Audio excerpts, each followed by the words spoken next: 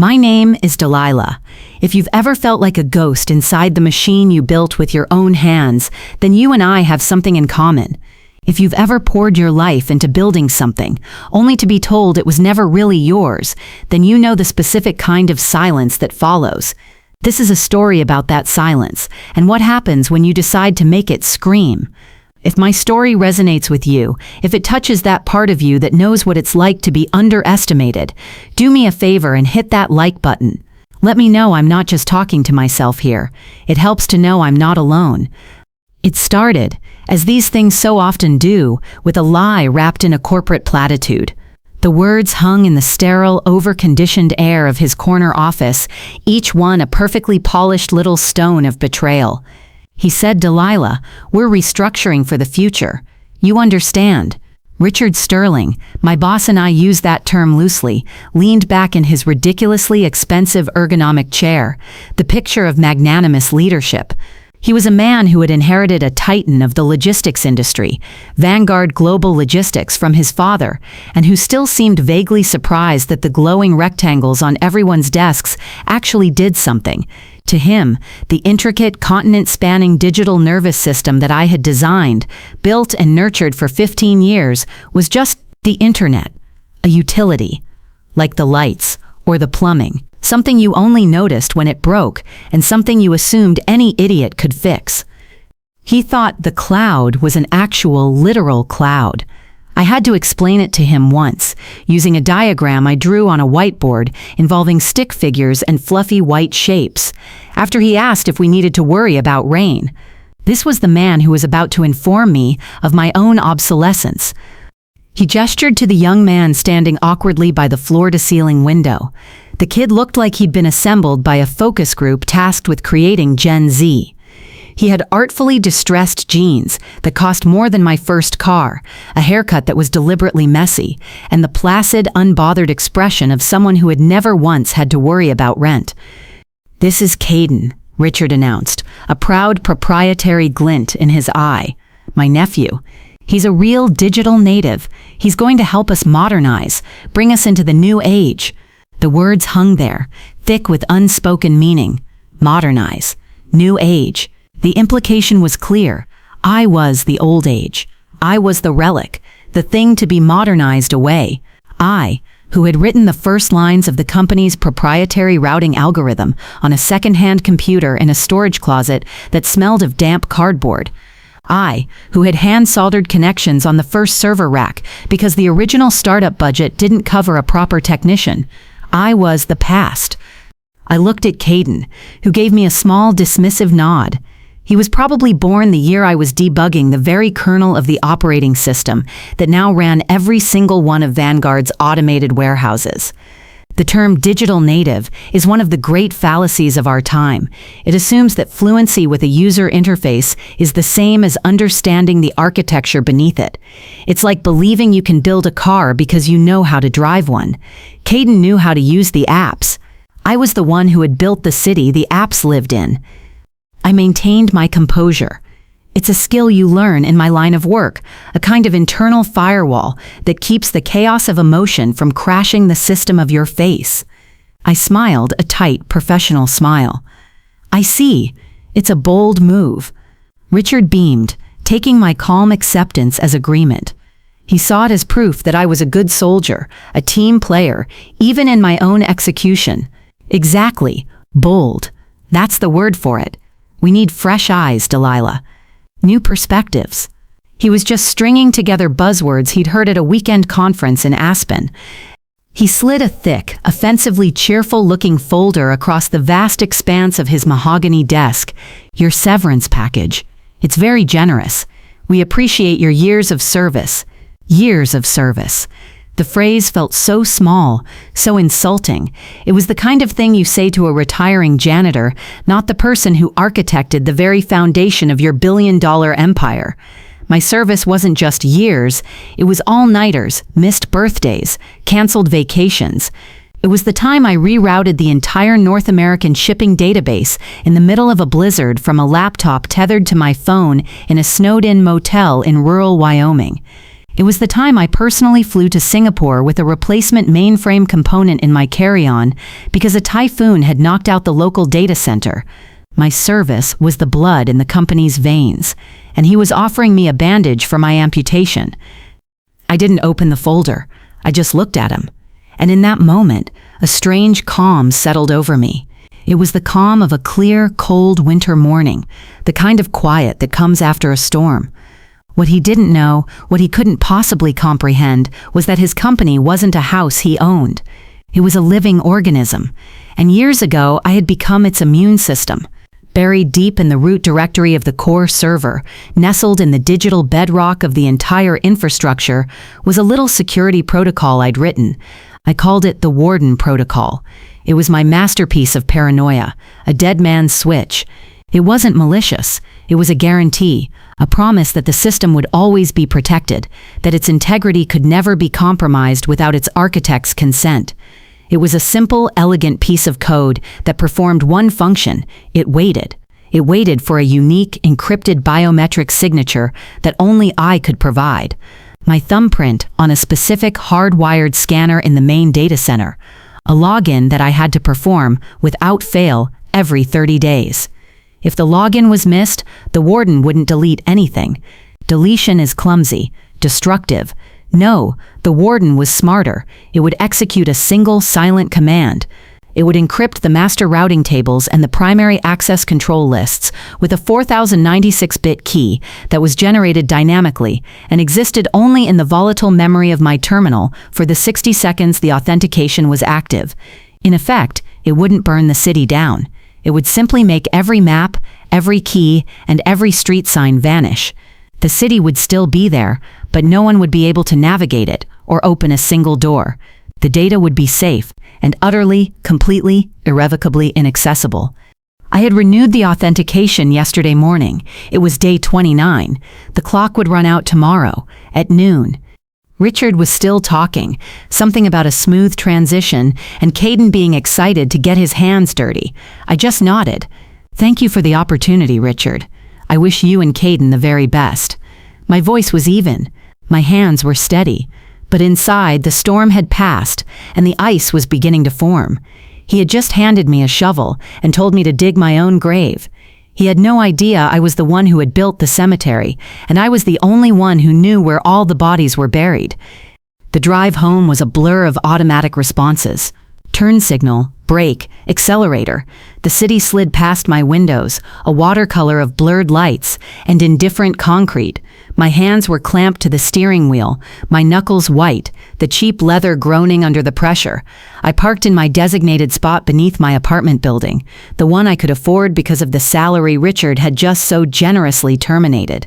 I killed the engine, and I just sat there. The silence in the car was absolute, a sudden, profound vacuum. The only sound was the frantic, panic drumming of my own heart against my ribs. The professional mask I had worn for the last hour, the one I had perfected over 15 years of boardroom meetings and condescending questions, began to crack. A tremor started in my hands, then moved up my arms. A single hot tear traced a path down my cheek, and then another. And then the dam broke. The sob that ripped its way out of my chest was a raw, ugly thing, the sound of something fundamental tearing apart. It wasn't just a job. It was my life's work, my identity. I wasn't Delilah, the woman who enjoyed pottery classes and hiking on weekends. I was Delilah, the architect of Vanguard's nervous system. Delilah, the one who could fix anything. The one they called at 3 a.m. when the world was on fire. Who was I without that?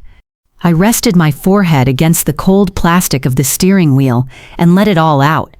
The anger, the humiliation, the sheer staggering weight of the betrayal.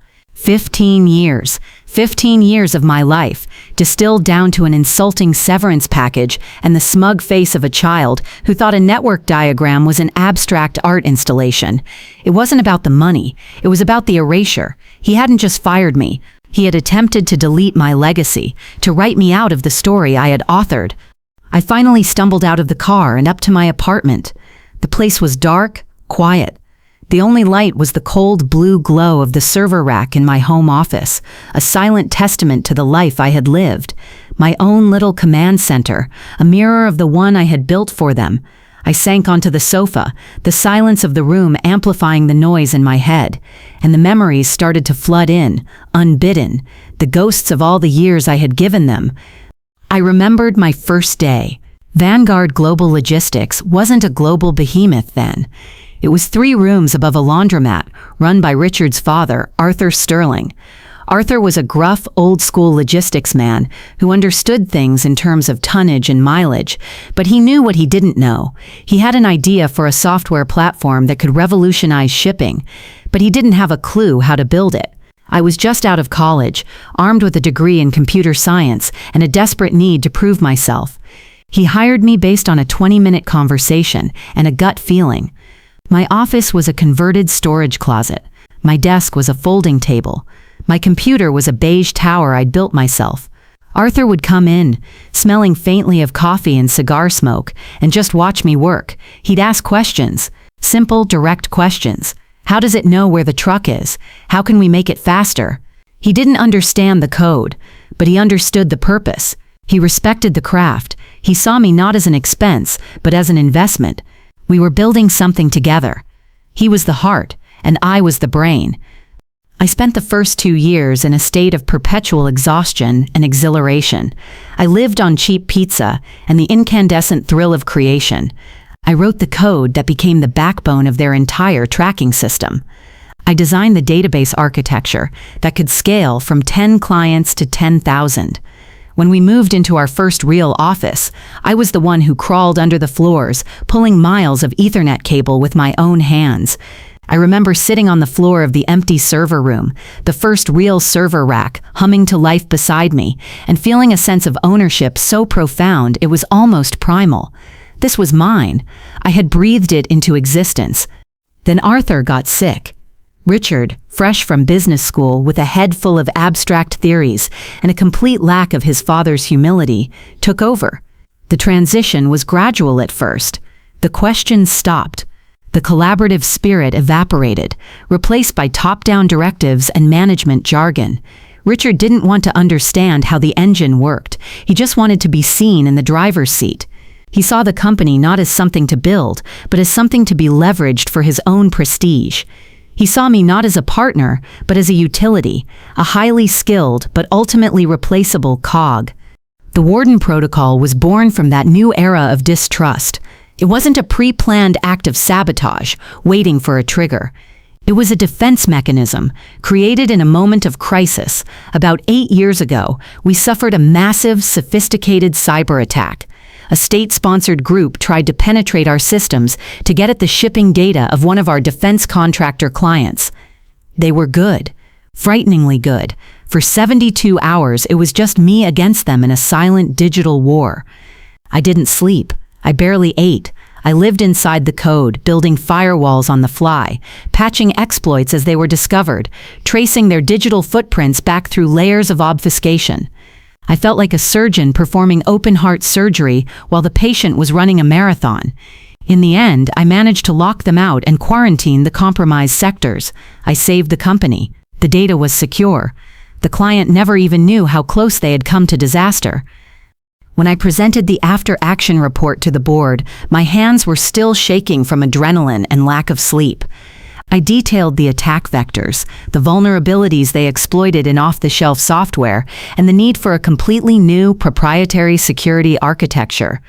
I proposed a system so deeply integrated, so fundamentally tied to its own core logic, that it would be virtually impossible to compromise from the outside. Richard had looked bored. He was more concerned with the PR optics, with issuing a press release that spun the incident as a successful defense of our robust security measures. He didn't see the gaping wound. He only saw the opportunity to slap a heroic-sounding Band-Aid on it. He balked at the cost of my proposed overhaul. "It's too much, Delilah. It's overkill. Are you sure we need all this? The existing systems seem to have worked just fine." He didn't understand that they worked only because I had personally stood in the breach, so I had to sell it to him in terms he could understand. I framed the Warden Protocol not as a dead man's switch, but as the ultimate guarantee, a feature. I called it the Architect's Key. I explained it as a final layer of security, a system that ensured its own integrity by requiring its creator's periodic physical presence. No hacker, no disgruntled employee, no remote threat could ever truly take control because the system's core functions were cryptographically tethered to me. It was an unbreakable chain of command. It made him feel powerful, having an unbreakable system. It made him feel like he owned something unique. He signed off on it without reading the technical specifications. He just saw the marketing pitch. He didn't understand that in giving me the keys to the kingdom, he was also giving me the power to lock every single door. It wasn't about revenge then. It was about survival. It was about ensuring that the thing I had built could never be destroyed by incompetence from within or malice from without. It was a debatable choice. I see that now. I had made myself a single point of failure, tying my own fate to the company's. It was a logically questionable decision, driven by an emotional need to protect my creation, a form of profound, misplaced loyalty. And my loyalty wasn't just to the code, it was to the people. I thought of Anya Sharma. I'd hired her 5 years ago, fresh out of university. She was brilliant, curious, and hungry to learn. She reminded me of myself at that age. She had a spark that Richard's corporate culture was designed to extinguish. I took her under my wing, mentored her, and protected her. I remember one incident vividly.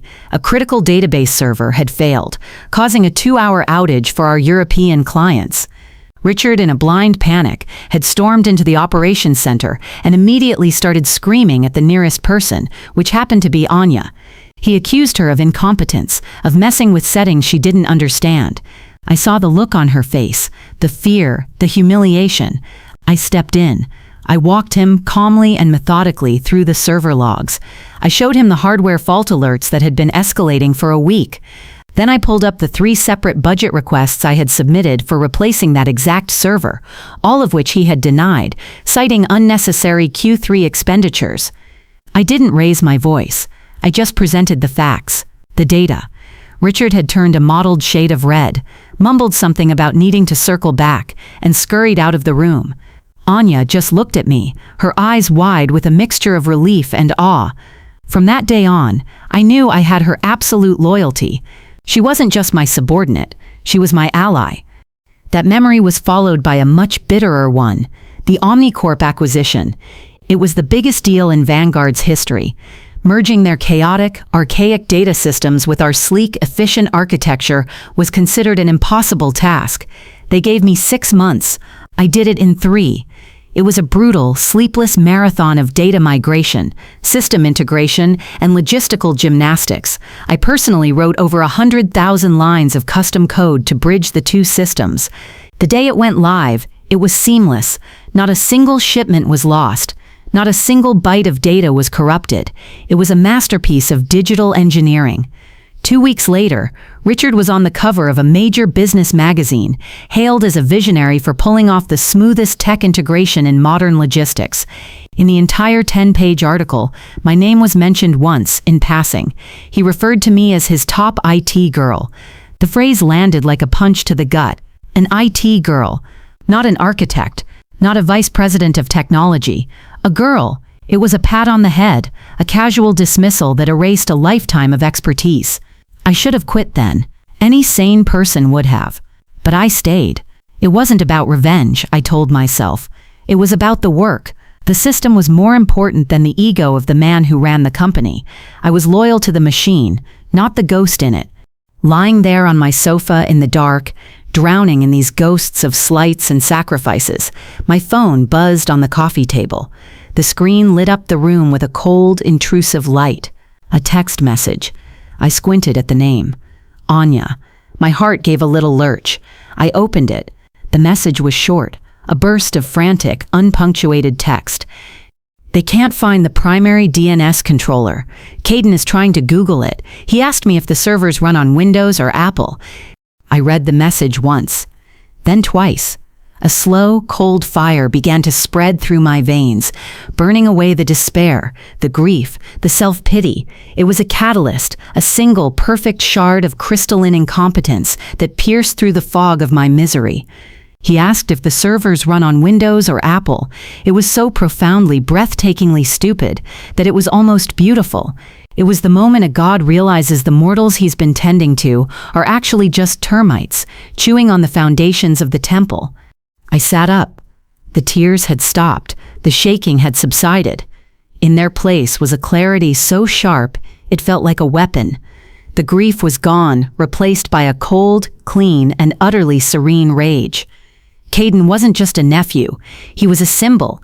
He was the personification of every unqualified man who had ever been given power over a competent woman. He was the embodiment of style over substance, of connections over competence. And Richard hadn't just fired me. He had declared that my life's work, my expertise, my very essence, was worth less than his own nepotistic whim. It wasn't about revenge. I whispered the words to the empty room, testing them on my tongue. The phrase felt insufficient, inaccurate. Revenge is a hot, messy, emotional thing. This was different. This wasn't about causing pain. This was about demonstrating value. It was about conducting a controlled experiment, an experiment to prove a hypothesis, that I was not a cog in the machine. I was the machine, and they had just thrown the master switch. I stood up and walked into my home office, the blue lights of my personal server rack bathing me in an almost celestial glow. The clock was ticking. It was time to get to work. The first step was not panic.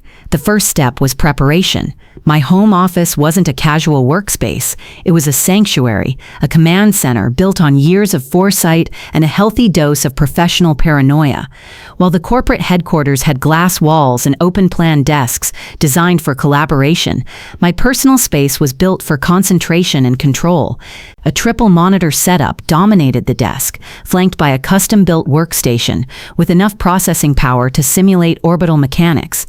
And against the far wall, behind a sound-dampened door, was the heart of my operation, a half-height, fully independent server rack. It hummed with a quiet, confident energy, its blue and green lights blinking in a steady, reassuring rhythm. This was my ark.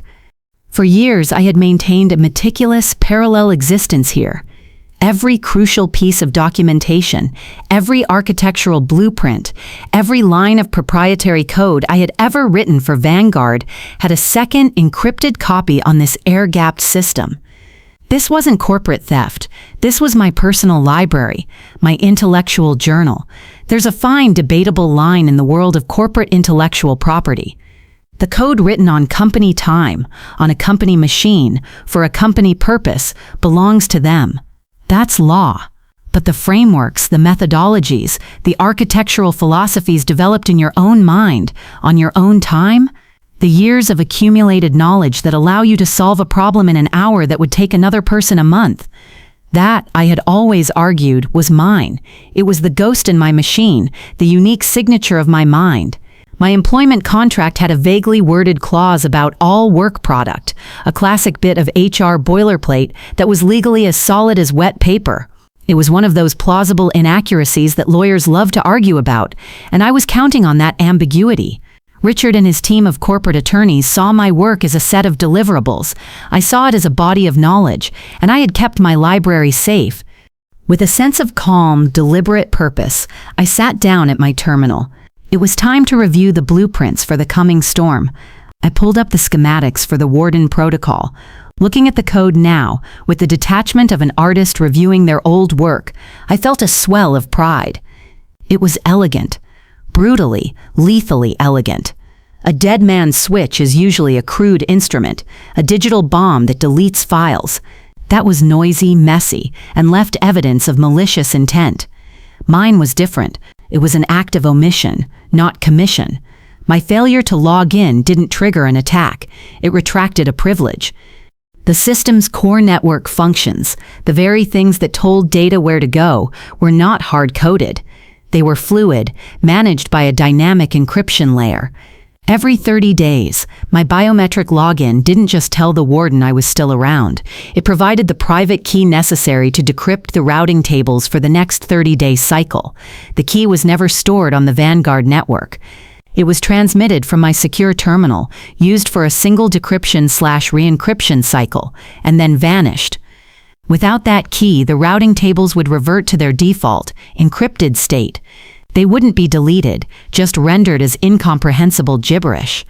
The data would still be sitting safely on the servers, but the pathways to access it, the digital roads and highways, would cease to exist. From the inside, for someone like Caden, it would look like a catastrophic cascading network failure.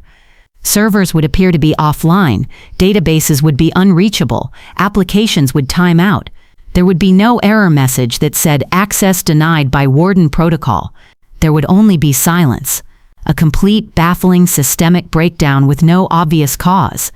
It was the digital equivalent of a massive stroke, severing the connection between the brain and the body.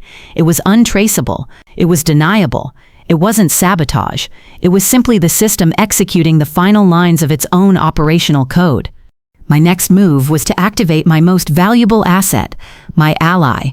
I powered on a separate burner laptop, one I kept for secure communications. I connected to a private VPN, then tunneled through 3 different countries before opening an encrypted chat client. A green light showed Anya was online. I had set up this back channel with her years ago, ostensibly for emergency troubleshooting during network outages. Now, it would be our war room. I sent the first message, "Are you secure?" The reply came back in seconds. "Yes, in the sub-level comms closet." "What is happening, Delilah? It's chaos up here." I took a deep breath. I had to be careful. I couldn't implicate her. I couldn't ask her to do anything that could be construed as conspiracy. She had to remain a passive observer, a witness. "I've been let go, Anya." The string of shocked emojis and question marks that followed was predictable. "What? Why? Who?" "Richard. He's bringing in his nephew," I typed, letting the cold, stark facts do the work. "Caden, that child, they put him in charge?" "They did. Now listen to me very carefully. This is important. Do not try to be a hero. Do not try to fix anything. Your only job is to do exactly what you are told to do by your new chain of command. If they ask you to reboot a server, you reboot that server. You are to be a loyal employee of Vanguard Global Logistics. Understood?" There was a pause. I could feel her confusion, her conflicted loyalty, radiating through the screen. But everything is breaking. The West Coast hub just lost connection to the manifest server. "I know. Your second job is to observe, keep a log, timestamps, who gave what order, what the result was. Document everything. For your own protection. Email it to the private address I gave you. Use the public Wi-Fi at the coffee shop across the street. Do not use the company network." Okay, Delilah, I trust you." "I know you do. Stay safe." I closed the connection. The first seed was planted. Anya was now my eyes and ears, a human monitoring sensor inside the collapsing building. Her logs would be my unimpeachable record of the incompetence that was about to unfold. She wouldn't be a co-conspirator. She would be a whistleblower in the making. Finally, it was time to prepare my checkmate move. My leverage wasn't just the system's fragility. It was the trust I had built with the people who relied on it. The clients. Vanguard's clients didn't have a relationship with Vanguard. They had a relationship with me. When their supply chain was threatened by a port strike in Rotterdam or a customs backlog in Shanghai, they didn't call Richard's office. They called my direct line, because they knew Richard would give them a PowerPoint presentation full of platitudes while I would give them a solution. I opened my personal encrypted contact list. I scrolled past dozens of names, VPs of operations, logistics chiefs, supply chain managers at Fortune 500 companies. I stopped at one, Marcus Thorne, CEO of Helios Corp., a massive manufacturer of high-tech medical equipment. Helios Corp. Was Vanguard's biggest, most demanding, and most profitable client. They represented nearly 30% of Vanguard's annual revenue. Marcus was like me, impatient with fools, obsessed with efficiency, and loyal to competence, not to corporate logos. I remembered a call with him about 6 months prior. A solar flare had threatened to disrupt the satellite uplinks we used for tracking his temperature-sensitive medical shipments.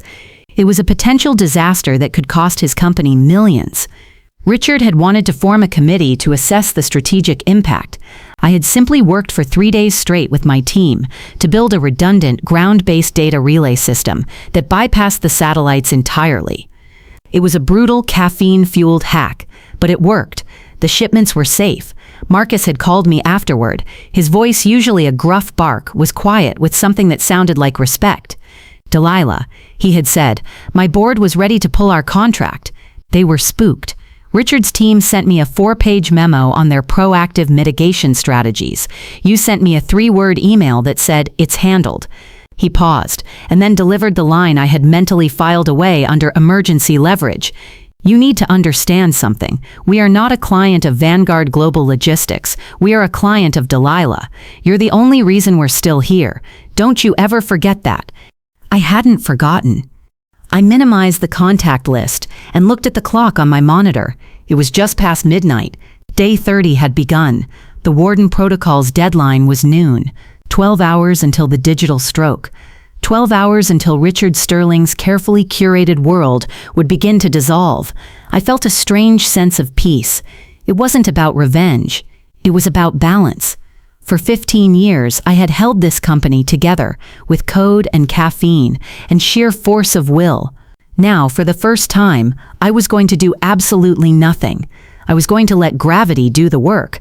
I leaned back in my chair, the hum of my servers a comforting lullaby, and for the first time in a very long time, I waited.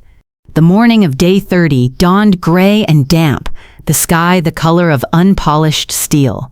I made coffee. I sat on my balcony, watching the city wake up, a sprawling grid of lights and movement. It felt like watching a complex machine from a great distance, knowing that soon a single critical component was about to fail. I felt no anxiety, no glee, just a profound and unsettling calm. The calm of a physicist who has just set an experiment in motion and is now simply waiting for the inevitable, predictable result. My phone remained silent. I had instructed Anya not to contact me unless it was an absolute emergency. Her job was to be a sponge, to absorb and record the chaos, not to interact with it. The silence was my canvas. At 10 a.m., 2 hours before the deadline, I made my first move. It was not a grand, dramatic gesture. It was a single, quiet email sent from my new personal address. The address was simple, professional, deedarchitect@bedrock-logistics.com. I had registered the domain name for my long-planned consultancy 6 years ago, another piece of foresight filed away for a rainy day. It seemed the monsoon had finally arrived. The email was to one person, Marcus Thorne. The subject line was 5 words, a new path forward. The body of the email was even shorter. "Marcus, I have recently concluded my tenure at Vanguard. I've now launched my own independent consultancy, Bedrock Logistics, to focus on building truly resilient and transparent supply chain architectures. I am now a free agent. The door is open. Regards, Delilah." That was it. No mention of Vanguard's impending doom. No desperate plea for his business. No hint of sabotage or revenge. It was a simple, professional announcement, a statement of fact. I was available. The bait was in the water. I hit send, and the message vanished into the ether, a single digital pebble tossed into a very large, very still pond. The ripples would come later. The next 2 hours passed with the agonizing slowness of a ticking clock in an empty room. I watched the minutes on my monitor click over. 11:58, 11:59. I held my breath. At precisely 12 p.m., an automated alert popped up on my personal monitoring dashboard, the one I had linked to the warden's heartbeat. It was a simple, emotionless notification. Warden Protocol. 30-day authentication window closed. Key escrow expired. Reverting to secure state. It was done. The key had vanished. The locks had engaged. The city was still standing, but all the maps were now written in a language no one else could read. For a full 10 minutes, nothing happened. The world didn't end. The sky didn't fall. The silence was absolute. And then, my burner phone buzzed. It was a message from Anya, from the public Wi-Fi at the coffee shop, the first of what would become a deluge. 12:11 p.m. First alert. Automated sorting system at the Dallas hub is offline. Caden says it's probably a power flicker. He told them to turn it off and on again. I read the message, and a thin, humorless smile touched my lips. The classic, universal solution of the technologically illiterate. The first domino had fallen. Another message, 5 minutes later, 12:16 p.m. Now the entire West Coast distribution network is showing red. They can't access the shipping manifests. The system isn't giving an error. It's just timing out. It's like the servers aren't there. 12:25 p.m. Caden is on a conference call with the Dallas hub manager. He's yelling. He's telling them to check the router. The manager is yelling back that all their other internet services are working fine. It's just the Vanguard network that's dead. I leaned back, picturing the scene. The digital native, a boy who had only ever known a world of seamless connectivity, confronted with a problem that couldn't be solved by rebooting his phone. He was a tourist, suddenly lost in the deep jungle without a guide, and the jungle was my home. 12:41 p.m. Richard is on the floor. He's screaming. He's asking why the failovers aren't kicking in. Caden is just staring at his screen. I think he's crying. The failovers. Of course, the redundant servers I had built. But they were useless. A failover server is just a copy of the primary server. If the data on the primary is encrypted, the data on the failover is an identical encrypted copy. It was like having a spare key that was also locked inside the house. The messages kept coming, a real-time chronicle of a collapsing empire, narrated by my loyal insider. 1:15 p.m. They're blaming a cyber attack. Richard is on the phone with the FBI. He's telling them it must be a foreign competitor. He mentioned your name. He said you were a disgruntled employee. I had anticipated that. It was the predictable move of a guilty conscience. But it was a hollow accusation. There was no evidence of a breach. No forced entry. No digital fingerprints. The warden hadn't broken in. It had simply locked the door from the inside, as it was designed to do. An investigation would show that the system had failed, not that it had been attacked. Caden is trying to access the root directory of the core server. He can't get in. He doesn't have the credentials. The ones Richard gave him are for a user-level account. He doesn't have architect-level privileges. He never did. My smile widened. Of course he didn't. There was only one account with that level of access, mine, and it was now locked out by its own protocol. While this internal chaos was unfolding, the external ripples of my email began to reach the shore.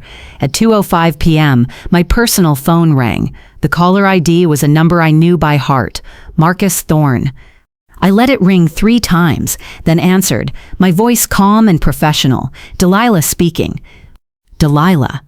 Marcus's voice was a low growl, devoid of pleasantries. I got your email. What the hell is going on? My people are telling me our entire North American shipment is dead in the water. We can't track anything. Vanguard is a black hole. I feigned surprise. Oh, I'm sorry to hear that, Marcus. As my email mentioned, I'm no longer with the company. I was let go yesterday. There was a moment of stunned silence on the other end of the line. He let go. You? They fired you? Restructuring, I said. The word tasting like ash. They're bringing in new talent. New talent? Marcus's voice was incredulous. He let out a short bark of a laugh, a sound with no humor in it. Those idiots. Those absolute suicidal idiots. He paused, and I could hear the gears turning in his head, the pieces clicking into place. The timing of this is not a coincidence, is it? I chose my words carefully. Marcus, I can't speak to Vanguard's internal operations anymore. All I can tell you is that I spent 15 years building a system designed for 99.999% uptime. The kind of catastrophic systemic failure you're describing shouldn't be possible unless there's a fundamental issue with its core architecture or its management. So you can fix it, he said. It was a statement, not a question. I can't, I replied, and I let the word hang in the air. I no longer have access to their systems. And even if I did, a problem of this magnitude suggests something is deeply structurally broken. You can't just patch a building with a collapsed foundation. So what are you telling me, he demanded, his voice tight with frustration, that my $100 million supply chain is gone? I'm telling you, I said, my voice dropping to a conspiratorial whisper, that you don't have a systems problem, you have a partner problem. I can't fix Vanguard's broken house, but I can build you a new one on a solid foundation. It would take time, but it would be yours, and it would be unbreakable." There was a long pause. I heard him take a deep breath. "How long?" he asked. "I already have the blueprints, Marcus. I just need the land to build on." Another pause. "Then I'll call you back." He hung up. The game had changed. It was no longer about Vanguard's internal panic. It was now about their client's loss of faith. And faith, once lost, is almost impossible to restore. I knew Marcus. He was a man of decisive action. He wouldn't wait for Richard to form another committee. He would cut his losses and find a more reliable ship. My ship. The power didn't shift with a thunderclap. It shifted with a series of quiet, decisive clicks. The sound of contracts being terminated, of phone calls being made, of trust being transferred from a failing institution to a single, competent individual. The first public tremor came less than 3 hours after my call with Marcus Thorne. A press release hit the wire services, so terse and brutal it was a work of art. Helios Corp is immediately suspending its global logistics partnership with Vanguard Global Logistics, citing critical system-wide operational failures and a lack of confidence in their ability to secure our supply chain. We are actively exploring more reliable partners. The phrase "more reliable partners" was a dagger aimed directly at Richard's heart. In the world of corporate logistics, where reputation is everything, that single sentence was a death sentence. The market would react instantly and savagely. Vanguard stock, which had been a stable, if unexciting performer for years, would open tomorrow in a freefall. The Helios announcement was the first crack in the dam. Within an hour, my phone began to light up with calls and texts from other clients. They had all seen the press release. They were all experiencing the same blackout. They all knew who to call. Not Vanguard's official customer service line, which was now undoubtedly an automated message playing on a loop. They called me. Their tone was a mixture of panic and conspiracy. "Delilah, what's going on? Can you help us? We're blind here." To each of them, I gave the same calm, measured response. "I'm so sorry to hear you're having trouble. Unfortunately, I'm no longer with Vanguard. I've started my own consultancy, Bedrock Logistics. Perhaps we can talk about a more stable future for your operations. I wasn't poaching. I was a lifeboat, and they were jumping from a sinking ship. The beauty of it was that they were coming to me. I wasn't stealing clients. I was accepting refugees. The exodus had begun. It was a quiet, digital migration of loyalty. The infrastructure I had built for Vanguard was worthless without the trust of the people who used it, and that trust resided with me. Late in the afternoon, the inevitable call came. The caller ID simply said Vanguard HQ. I let it ring, savoring the frantic electronic plea. On the 5th ring I answered.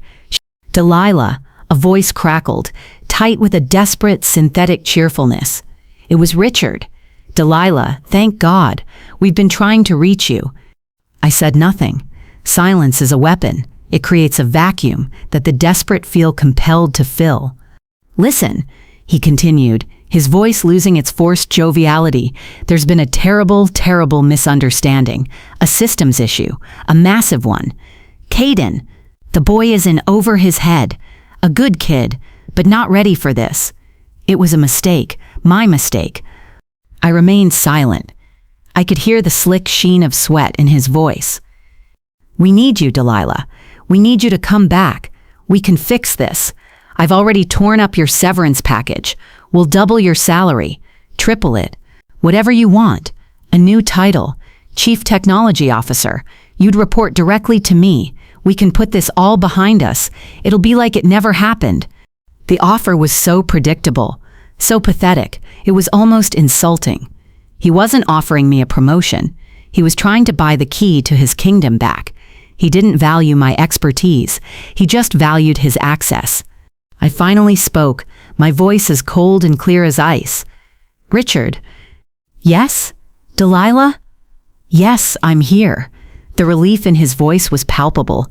He thought he had me. He thought my price was just a bigger number. "You had an architect, Richard. For 15 years, you had one of the best in the business. You looked at her, and you decided you'd rather have a digital native. But it was a mistake. I told you. A terrible mistake.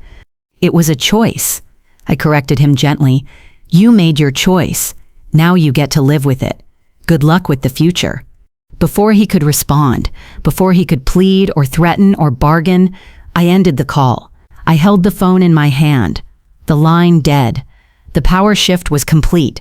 He had tried to erase me, but in doing so he had only erased himself. He was now just a ghost in a machine he couldn't control, haunting the empty halls of a kingdom I had already locked down. It was never about the money. It was about him finally understanding the price of my absence. A week passed, a week in which Vanguard Global Logistics publicly imploded. Their stock lost 70% of its value. An emergency board meeting was called. Richard Sterling was conspicuously absent. The trade journals were having a field day, with headlines screaming about the Vanguard void and the great logistics blackout. It was a case study in corporate suicide, unfolding in real time. Meanwhile, Bedrock Logistics was born. Our first office was a small, leased space with 2 desks, a whiteboard, and a very good coffee machine. It was just me and Anya. She had walked out of Vanguard the day after the collapse, sending a 1-line resignation email and leaving her keycard on her desk. She showed up at my door with a laptop and a determined look in her eye. "Where do we start?" she had asked. It was the easiest hiring decision I'd ever made. The phones didn't stop ringing. Former Vanguard clients, big and small, were lining up, begging for a life raft. We were working 18-hour days, not to fix the old system, but to design their exodus from it, creating new independent data pipelines and logistics frameworks. It was frantic, exhilarating work. We weren't just building a company, we were building a new ecosystem on the ashes of the old one. One afternoon, the reception buzzer rang. Anya looked at me, a question in her eyes. "We weren't expecting anyone." "I'll get it," I said. I walked to the front door and looked through the security peephole. My blood ran cold. It was Richard Sterling. He looked diminished. His expensive suit was rumpled. His face was pale and drawn, and the arrogant confidence had been replaced by a haunted, desperate energy. He looked like a king in exile. I hesitated for a moment, then buzzed him in. This was a confrontation I knew was coming. It was better to have it here, on my turf. He walked into our sparse office, his eyes darting around, taking in the humble surroundings. He looked like he was trying to find something to sneer at, but the energy of the place, the frantic scribbles on the whiteboard, the quiet intensity of Anya tapping away at her keyboard, seemed to disarm him. He stopped in front of my desk. "Delilah," his voice was a dry rasp. "Richard," I said, my tone neutral. I didn't offer him a seat. He gestured vaguely at the room. "This is it? This is your grand empire?" "It's a start," I replied evenly. "We believe in building on a solid foundation." He tried to muster some of his old bluster. "The board has retained legal counsel. They're preparing a lawsuit. Sabotage. Theft of intellectual property. We're going to ruin you." The threat was pathetic, a dog barking behind a fence. I leaned back in my chair and slid a single sheet of paper across the desk. It was a printout of the final page of the original proposal for the Warden Protocol, the one I had submitted to his father all those years ago. His father's bold, decisive signature was at the bottom, right next to mine. I had circled a specific clause in the technical addendum. The architect's key system is proprietary to its creator and is implemented as a final stage security failsafe. In the event of a missed authentication cycle, the system will enter a secure state to protect data integrity. Reauthentication requires the physical presence of the original architect. This was my debatable legal shield, the plausible inaccuracy that was just strong enough to sow chaos in a courtroom. I let him read it. I watched the last bit of color drain from his face. "It wasn't sabotage, Richard," I said quietly. "It was the system working exactly as designed, a system you and your father approved. You didn't read the fine print. You never did." His shoulders slumped. The fight went out of him completely. He looked up at me, his eyes pleading. "What do you want, Delilah? What will it take to fix this, to get the data back?" I had been waiting for that question. I had my answer ready. I can decrypt the system. It requires my biometric signature on the main server.